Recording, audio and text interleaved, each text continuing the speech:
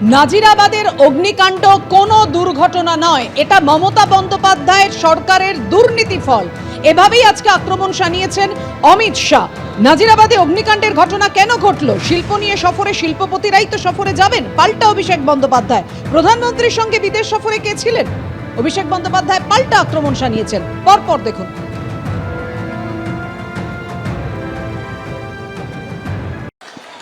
ये जो अग्निकांड हुआ है ये कोई एक्सीडेंट नहीं है।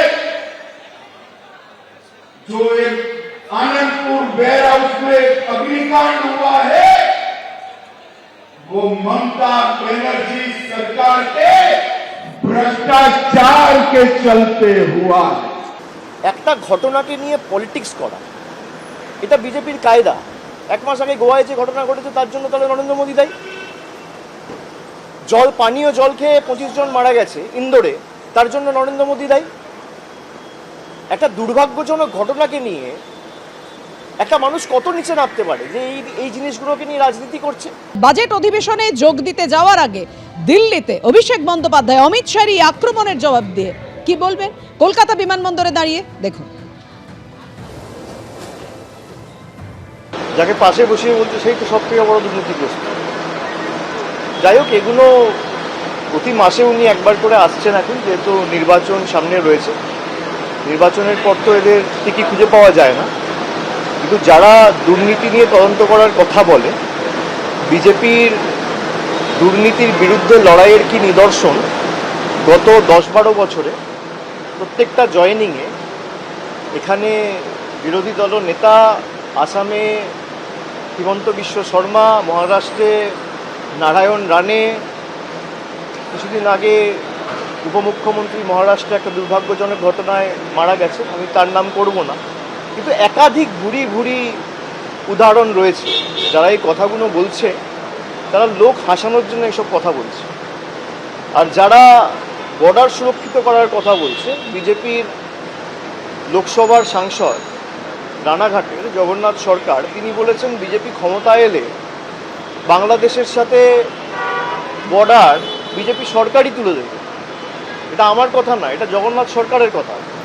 তা অমিত শাহ কি জগন্নাথ সরকারকে শোকজ করেছেন? হয় অমিত শাহ ঠিক, নইলে জগন্নাথ সরকার ঠিক। যদি অমিত শাহ ঠিক হয় তাহলে জগন্নাথ সরকারকে শোকজ করা উচিত, আর যদি জগন্নাথ সরকার ভুল হয় আর অমিত শাহ ঠিক হয় তাহলে স্পষ্ট করে বিজেপি নেতৃত্বের বলা উচিত। দুটোর মধ্যে তো একটাও হয়নি, কিন্তু লোক হাসানো ছাড়া আর কিছু নয়।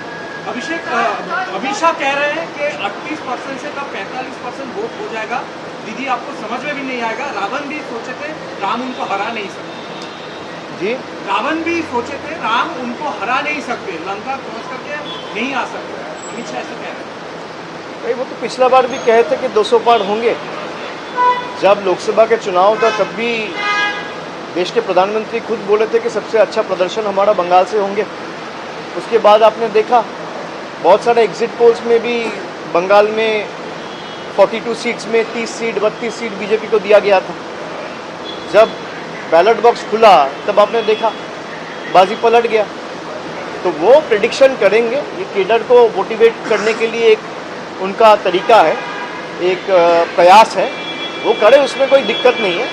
लेकिन मैंने जो बोला है कि आप कुछ भी कर लो, बंगाल में तृणमूल को आप वीक नहीं कर पाओगे, क्योंकि आपने 5 साल 7 साल 10 साल में आप हर बार आते हो, हम लोग जा रहे हैं रिपोर्ट कार्ड लेके। आपका रिपोर्ट कार्ड आप बताइए ना, बंगाल के लिए आपने क्या किया? भाई अगर देश का गृह मंत्री आता है या देश का प्रधानमंत्री आता है, बंगाल के लोग तो खास करके जो बंगाल में रहते हैं वो तो यही चाहेंगे कि हमारे लिए क्या किया उसके रिपोर्ट कार्ड बताएं। भाई आपने कितना लोगों को घर दिया, कितना लोगों को रास्ता दिया, कितना लोगों को पानी दिया, कितना गांव में रास्ता बनाया, कितना पानी का प्रोजेक्ट में जल जीवन मिशन में आपका जो पैसा है वो आपने कितना छोड़ा? वो सब लेके तो कोई बात नहीं है, खाली घुसपैठ। भाई घुसपैठ का नमूना क्या है? अमर्त्य सेन। घुसपैठ का नमूना है झूलन गोस्वामी। घुसपैठ का नमूना है मोहम्मद शामी, दीपक अधिकारी। जो बीजेपी के नेता अमर्त्य सेन को नहीं छोड़ते हैं, हमारे यहाँ पे जो रेवोल्यूशनरीज है उनको नहीं छोड़ते हैं, उनसे आप क्या ही आशा रखिएगा? আজকে মতুয়ানি একই কথা বলছেন যে ভয় পাওয়ার কোনো কারণ নেই। 10 লক্ষ কোটি টাকা বাংলা লাখ সরকারকে দিয়েছি, কোথায় গেল সেই টাকা? প্রকাশ করুক, শ্বেতপত্রটা প্রকাশ করুক। 10 লক্ষ কোটি টাকা কি খাতে দেওয়া হয়েছে?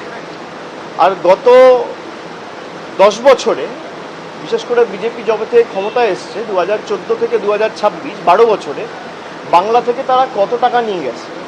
আমি 7 বছরের একটা পরিসংখ্যান আপনাদের দিয়েছি। সেখানে আমি মানে অর্থবর্ষ ভেঙে ভেঙে, ফিনান্সিয়াল ইয়ার ধরে ধরে আপনাদের বলেছি যে গত 7 বছরে বিজেপি বাংলার মাটি থেকে ডাইরেক্ট এবং ইনডাইরেক্ট ট্যাক্সের মাধ্যমে, ইনকাম ট্যাক্স, জিএসটির মাধ্যমে আমাদের বাংলা থেকে খালি 6.5 লক্ষ কোটি টাকা নিয়ে গেছে। আমি তো তথ্য পরিসংখ্যান সামনে রেখেছি। আপনি কোথায় কত টাকা দিয়েছেন, আর 2021 নির্বাচনে আপনি হারার পর বাংলার কটা লোককে বাড়ি দিয়েছেন, কটা গ্রামীণ রাস্তা করেছেন, আর কটা 100 দিনের জব কার্ড হোল্ডারের ডাইরেক্ট ব্যাঙ্ক অ্যাকাউন্ট করে আপনি ব্যাঙ্ক অ্যাকাউন্ট ট্রান্সফার করে তাদের অ্যাকাউন্টে টাকা পৌঁছেছেন? আপনি শ্বেতপত্রটা প্রকাশ করুন। 10 লক্ষ কোটি না, আমি বলছি 5 বছরে এই 3-4টে কাজ যেটা বললাম, 10 পয়সার হিসাব বিজেপি দিন।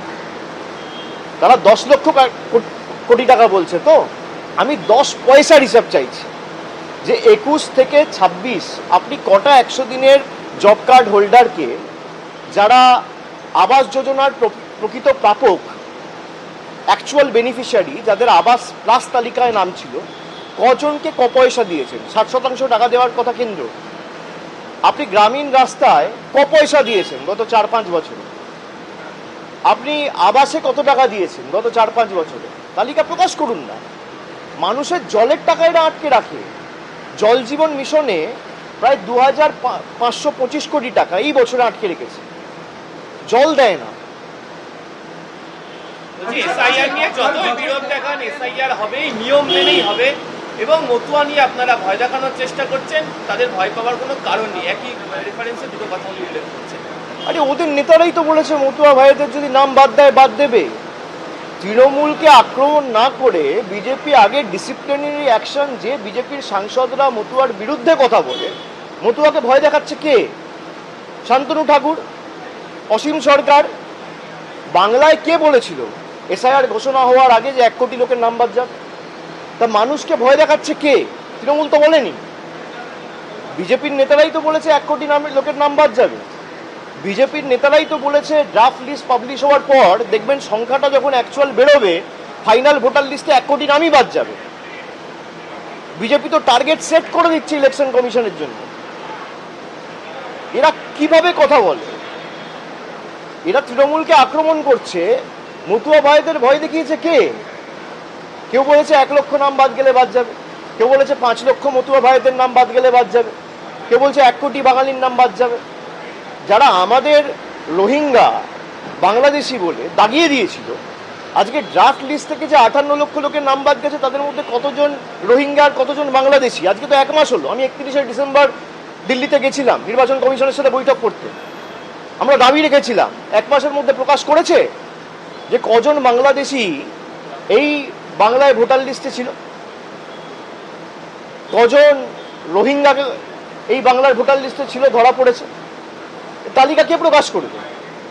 জায়গায় জায়গায় বাঙালিদের বাংলাদেশি বলে দাগিয়ে দিয়ে আমাদের ভাষা, আমাদের সংস্কৃতি, আমাদের কৃষ্টিকে অপমানিত করা, আমাদের ভাষাকে অস্বীকার করা, আমাদের মনীষীদের অপমান করা, এ তো বিজেপি করেছে। আপনি তৃণমূলের সাথে লড়ছেন। আপনি আমাকে গালাগালি দিন, মমতা বন্দ্যোপাধ্যায়কে গালাগালি দিন, তৃণমূলের যে কোনো লোককে দিন, আপনি বাংলার 10 কোটি মানুষকে লাইনে দাঁড় করিয়ে দিচ্ছেন তৃণমূলের সাথে লড়তে না পেরে, জোর জবরদস্তি। সেই লজিক্যাল ডিসক্রিপেন্সির লিস্ট তো আলটিমেটলি সুপ্রিম কোর্টের হস্তক্ষেপের কারণে আপনাকে প্রকাশ করতে হলো। এখনো অনেক জায়গায় লিস্ট টাঙানো হয়নি। লিস্ট টাঙানোর দায়িত্ব ইলেকশন কমিশনের। ইলেকশন কমিশন অনেক জায়গায় বলে দিচ্ছে মৌখিকভাবে আধার নেওয়া যাবে না। আরে যারা লজিক্যাল ডিসক্রিপেন্সির কেসে ডাকছেন তারা তো ম্যাপড, তাদের নাগরিকত্ব নিয়ে তো কোনো প্রশ্ন নেই। তাহলে আধারটাকে তো আপনাকে আইডেন্টিটি প্রুফ হিসেবে গণ্য করতে হবে, মান্যতা দিতে হবে। আপনি লজিক্যাল ডিসক্রিপেন্সিতে মৌখিকভাবে বলে দিচ্ছেন সিওর অফিস থেকে যে আধার অ্যাকসেপ্ট করা যাবে না, আর রাইটিং দিচ্ছেন না। কেননা যেই আপনি ইন রাইটিং লিখিতভাবে দেবেন সেটা সুপ্রিম কোর্টে চ্যালেঞ্জ হবে। আমরা তো এটাই প্রথম দিন থেকে বলে আসছি। যারা এসআইআর করে মানুষকে ভীত সন্ত্রস্ত, ভয় দেখাতে চেয়েছিল, তারা আজকে বুঝতে পারছে যে এসআইআর করতে গিয়ে তাদের পায়ের তলার যেটুকু মাটি ছিল সেটুকু ছড়ে গেছে। বিজেপির যা ভোট শতাংশ ছিল আগামী দিন দেখবেন কি অবস্থা হয়। এই অবস্থায় আপনারা দিল্লিতে এবিপি আনন্দ, এগিয়ে থাকে, এগিয়ে রাখে।